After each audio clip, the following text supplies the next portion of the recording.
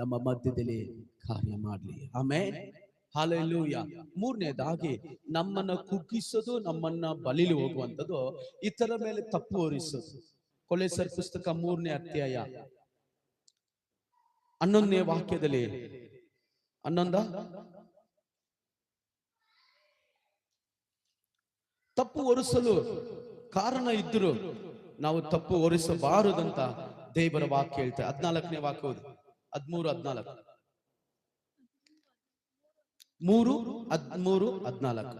ಇದೆಲ್ಲದರ ಮೇಲೆ ಪ್ರೀತಿಯನ್ನು ಧರಿಸಿಕೊಳ್ಳಿರಿ, ಅದು ಸಮಸ್ತವನ್ನು ಸಂಪೂರ್ಣ ಮಾಡುವ ಬಂಧವಾಗಿದೆ. 13.